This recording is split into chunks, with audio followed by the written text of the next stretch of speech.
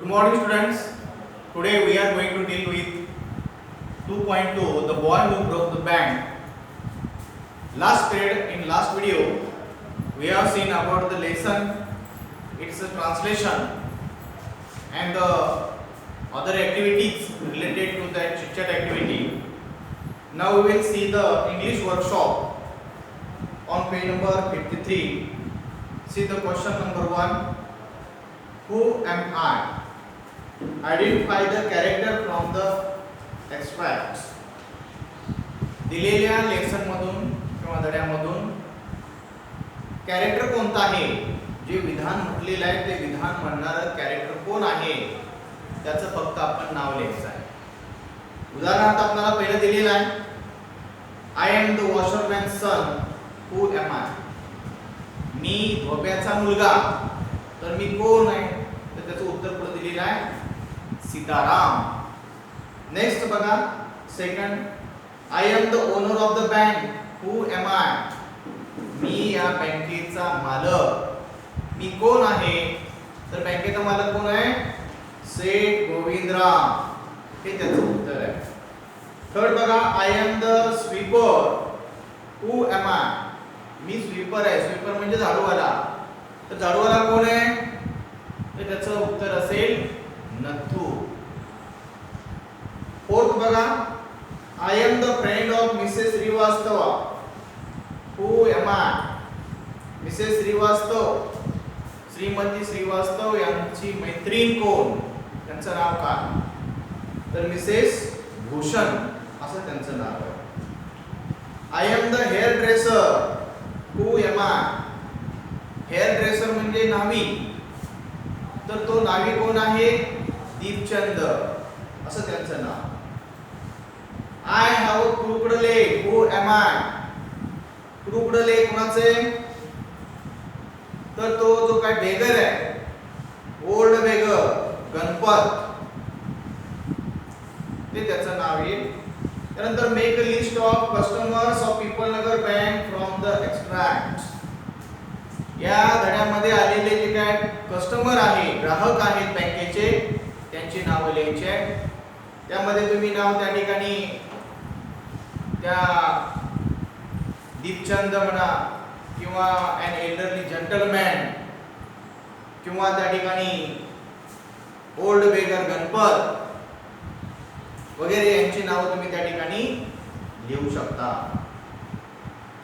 Match the following and write the complete meaningful sentences. खालील table जे दिलेले वाक्य आहेत, ए ग्रुप आणि बी ग्रुप, ते काय करायचे? एकमेकांशी मिळती जुळती अर्थपूर्ण अशा प्रकारे वाक्य जोडायचे. त्यातलं पहिलं ए ग्रुप मधलं वाक्य बघा, Sitaram was looking out for any job. त्याला सुटेबल सेंटेन्स कुठला? बी मधला, दॅट माय सूट नथू. म्हणजे सीताराम हा एक जॉब शोधत होता. कसला जॉब होता तो? की जो त्या नथूला सोयीस्कर असेल किंवा योग्य अशा पद्धतीचा असेल. दुसरा आहे according to Mrs Bhushan. Mrs Bhushan यांच्या मते काय सांगितलेले बघा बी मध्ये, it was the hottest summer in the history of Peepal Nagar. तो त्या पीपल नगरच्या इतिहासामधील सर्वात उष्ण असा तो दिवस असं तिचं म्हणणं आहे. तिसरं वाक्य बघा, गोविंदराम वॉज हॉलिडेइंग इन काश्मीर. सेठ गोविंदराम हे काश्मीर मध्ये सहलीला गेलेले होते, हॉलिडेजला गेलेले होते. त्यानंतर चौथं वाक्य आहे, the manager told the customers. मॅनेजरनी कस्टमरला काय सांगितलं? To go home and come back the next day. आज घरी परत जा आणि उद्या परत बँकेमध्ये या. चौथा क्वेश्चन बघा, fourth question, right who said to whom. कोणी कोणास म्हटलं ते सांगायचं आहे. पहिलं वाक्य बघा, डोंट रेस सच डस्ट. अशी धूळ उडवू नकोस. असं कोण कोणास म्हटलं? तर तो सीताराम नथूला म्हटलेला आहे. धोबीच son, a washerman son said to Nathu a sweeper boy. Second बघा, who would have thought the bank would collapse. Bank बंद पडेल किंवा दिवाळखोरीत निघेल असं कोणाला वाटेल? हे वाक्य कोणी म्हटलेलं आहे? Nathu said to himself. नथूनी स्वतःशीच म्हटलेलं आहे. सी बघा, वेअर डिड यू डिसअपियर? तुम्ही कुठे अदृश्य झालेला होता? Mrs Bhushan said to Mr Bhushan. त्यानंतर फोर्थ बघा, द बर्ड हॅज फ्लोन. हे वाक्य कोणी म्हटलेलं आहे? पक्षी उडून गेला. An elderly gentleman said to Deepchand. Fifth question है, why was the manager of the bank in dilemma? Write down in 5 to 6 lines in your notebook. Manager of the bank जो आहे, बँकेचा मॅनेजर जो आहे तो द्विधावस्थेमध्ये आहे आणि तो का आहे त्यासाठी 5 ते 6 ओळीमध्ये उत्तर लिहायचे आपल्याला. आता सुरुवातीला आपल्याला ती कंडिशन सांगावी लागेल. The rumor spread in the village like a wildfire, and all the people from the People Nagar went in the bank to draw their money from the bank, and till the afternoon the bank's already cash was totally finished, and there was a problem in front of the bank manager to handle the customers. Actually the customers are not in the mindset to go back at home and come return the next day to fetch their money.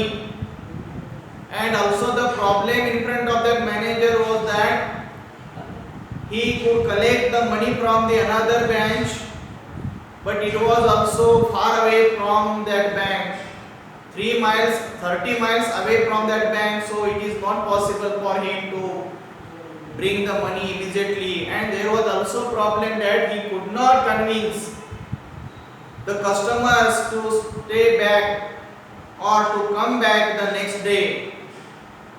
It was a dilemma in front of the manager of the bank. Question number 6, cross out the odd man. चुकीचा जो शब्द दिलेला आहे तो शोधायचा आहे. अयोग्य त्या ठिकाणी जो शब्द आहे तो शोधून काढायचा आहे. पहिल्या ग्रुप मध्ये बघा, स्वीपर, हुलिगन, बेगर, डिक्लेअर आणि लॉकर. यामध्ये कोणता शब्द ऑडमॅन आहे, वेगळा आहे? तो आहे डिक्लेअर. त्याचं कारण पण आपण जाणून घेऊया. कारण डिक्लेअर शिवाय इतर जे शब्द आहेत ते काय आहेत? नाउन आहे. आणि डिक्लेअर हा फक्त एकच शब्द असा आहे की तो वर्ब आहे. म्हणून डिक्लेअर एक आहे, ऑड मॅन आउट आहे. सेकंड ग्रुप मध्ये बघा, हरीडली, केअरलेसली, सॅलरी, डेफिनेटली आणि सडनली. या ग्रुप मध्ये सॅलरी हा शब्द काय आहे? ऑड मॅन आउट आहे, म्हणजे वेगळा आहे. ग्रुप मध्ये न बसणारा शब्द आहे. त्याचं कारण सॅलरी शब्द सोडून बाकीचे सर्व जे 4 शब्द आहेत ते ॲडव्हर्ब आहेत आणि सॅलरी हा शब्द फक्त नाउन आहे. तिसऱ्या मध्ये बघा, ग्रुप मध्ये इमिनंट, लेटेस्ट, पेमेंट, ऑफुल आणि शॉकिंग. आता यामध्ये ऑर्गन आउट कोणता आहे? तर पेमेंट. कारण त्याचं असं आहे, पेमेंट हा एकच शब्द नाउन आहे, बाकीचे शब्द ऍडजेक्टिव्ह आहे. त्यामुळे पेमेंट हा शब्द त्यात ऑड मॅन आउट आहे, म्हणजे वेगळा आहे. डी ग्रुप बघा, morning, scattering, raising, collecting, shouting. यामध्ये मॉर्निंग हा शब्द फक्त वेगळा आहे, कारण मॉर्निंग हा शब्द नाउन आहे, बाकीचे सगळे शब्द वर्ब आहे. 7th क्वेश्चन आहे, find the describing words for the following from the text. Text मध्ये बघून खाली दिलेल्या नाउन साठी तुम्ही ऍडजेक्टिव्ह शोधायचा आहे. टू, शॉप, विंडो आणि ले. यासाठी तुम्हाला पुस्तकामध्ये शोधून ते शब्द लिहायचे, ते तुम्ही काम करायचं आहे.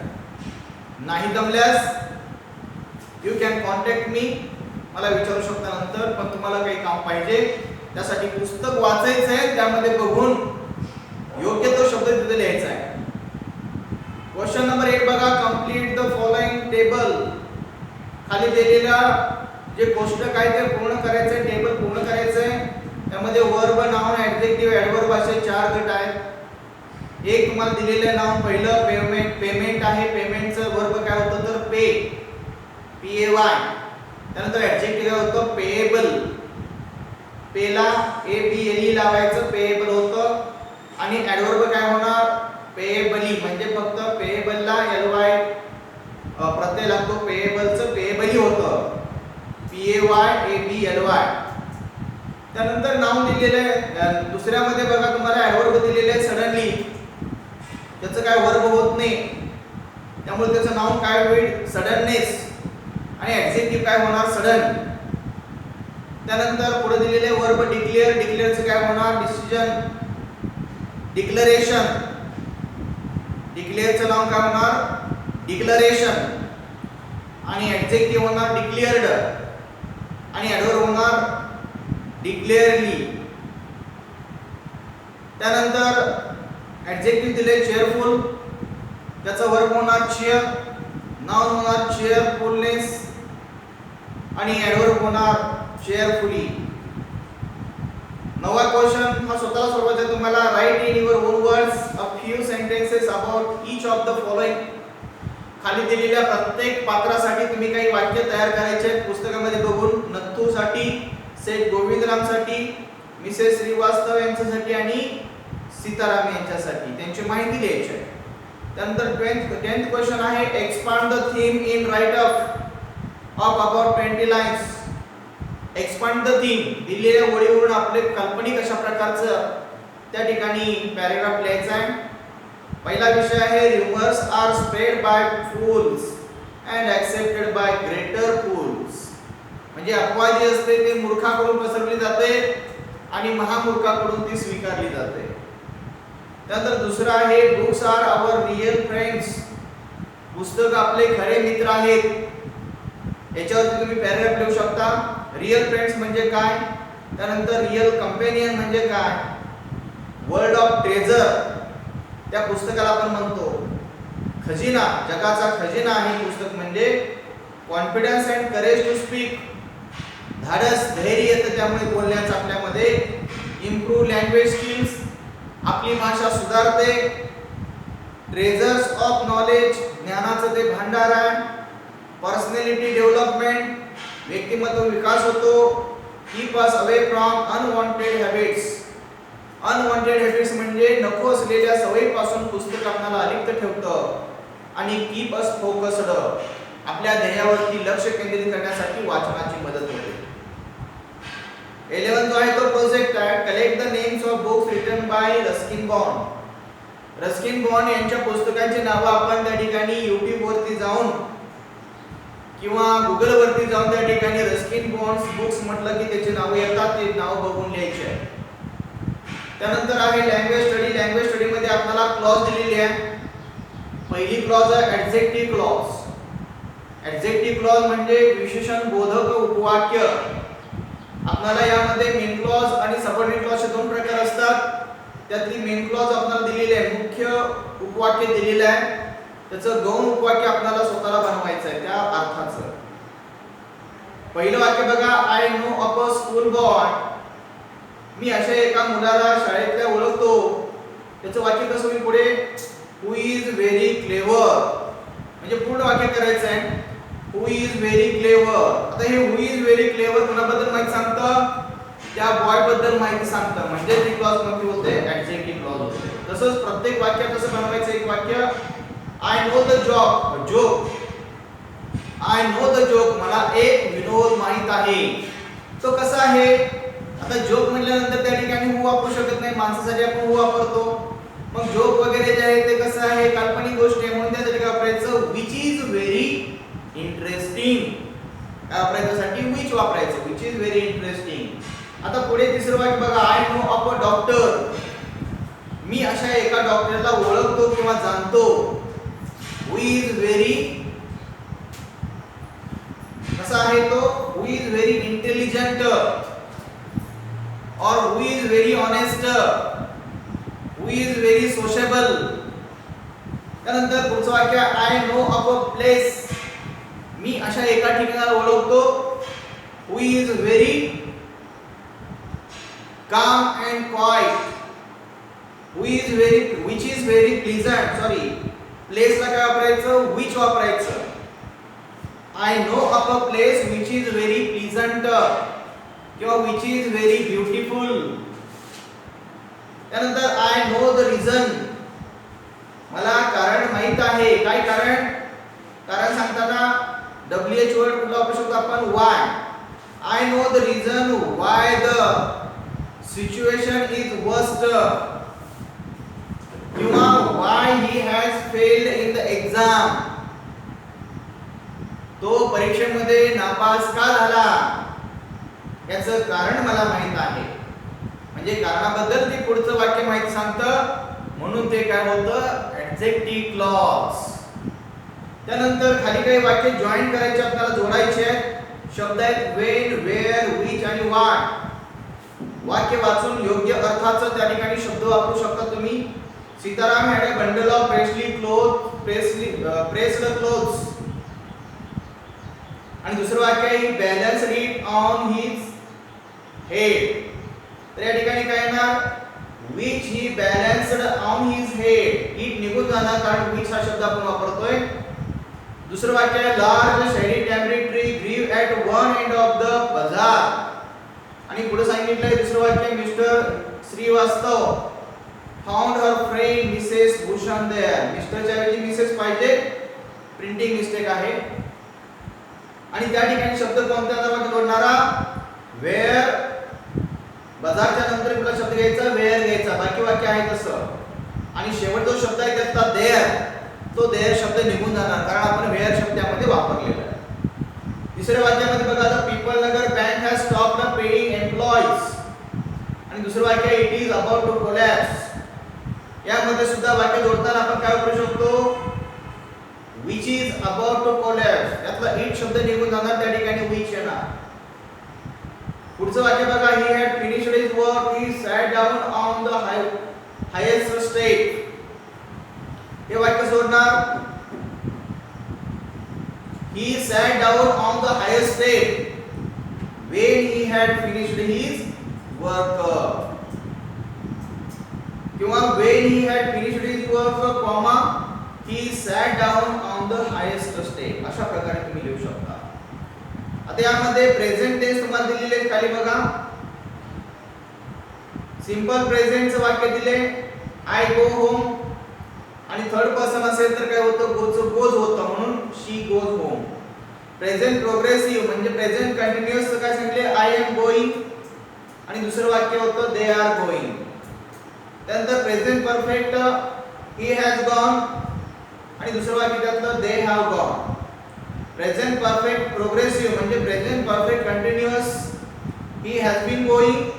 आणि दुसरं वाक्य दे हॅव बीन गोइंग.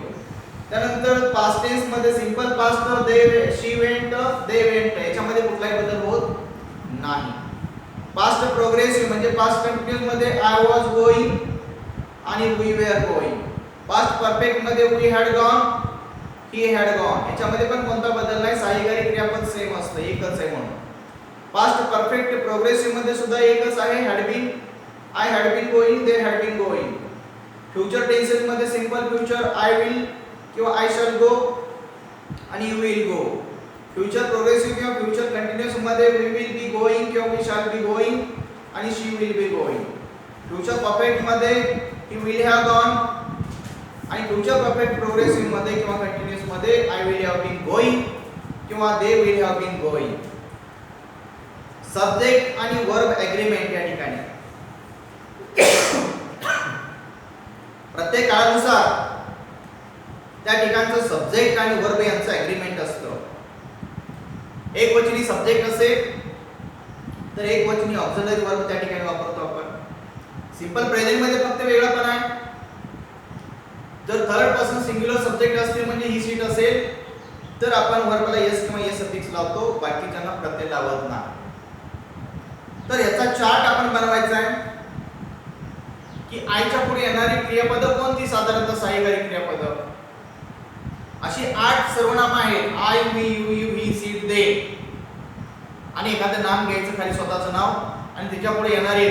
आता समजा एखादं क्रियापद आपण घेतलं तर प्रेझेंट सिंपल प्रेझेंट मध्ये काय येणार, समजा वर्क आलं आय साठी, वी साठी वर्क येणार, यू साठी वर्क येणार, त्यानंतर ही शी साठी वर्क्स येणार, यस प्रत्यय लागणार, त्यानंतर दे वर्क आणि नाव जे आपण लिहिलेलं असतं स्वतःचं त्याच्यापुढे सुद्धा वर्क्स असे येणार, यस प्रत्यय लागणार. त्यानंतर सिंपल पास्ट घ्यायचा, प्रत्येक ठिकाणी वर्कड असे येणार. त्यानंतर फ्युचर घ्यायचा, सिंपल फ्युचर, मग त्या ठिकाणी I shall work, we shall work आणि बाकी सगळ्यांना विल वर्क असे येणार.